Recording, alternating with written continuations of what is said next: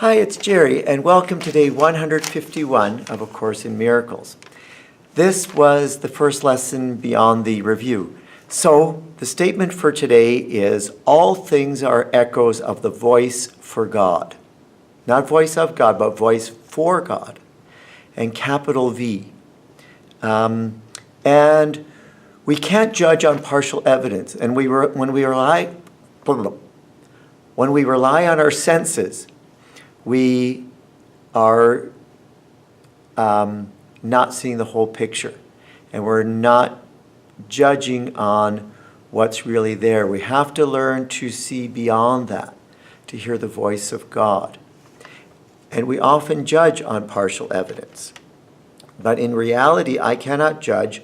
I can only believe the ego's false judgment, all of which is false. So I must learn to doubt their evidence and let the voice of God alone judge what is worthy of my own belief. He recognizes only what God loves, and so all the ego's dreams of what I am vanish before the splendor he beholds. So it's a matter of seeing beyond the eyes and the ears and the senses, and seeing as God sees. And when we do that, we know with certainty. And I think that's how, for example, I always wondered how Gandhi knew that he was going to win, that he was going to overthrow the British Empire.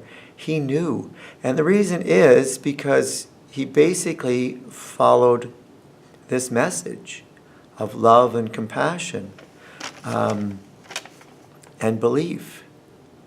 And it reminded me, too, of the power of the voice of love. I went to the vision of Viktor Frankl when he was being beaten and harassed, and he saw the image of his wife, and it lifted him beyond the current reality to a beautiful place. And I remember too, for myself, when I was living in Kinshasa, in what was then Zaire, now the Democratic Republic of Congo, the country was on the verge of civil war.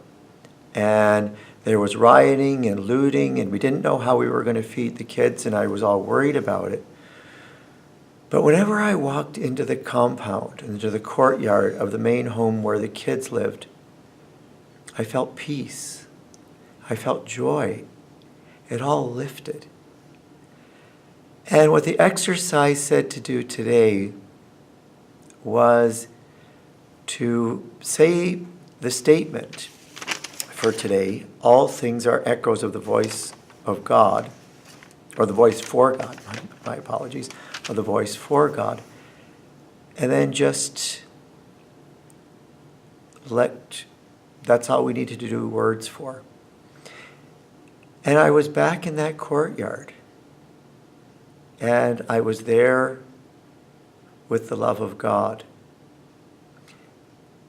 And at first, it was just me and the love of God there. I think later on, I saw the kids again. And what that said to me was, don't worry about today's issues, because I do get wrapped up in daily things. I'll admit that. But don't worry about that.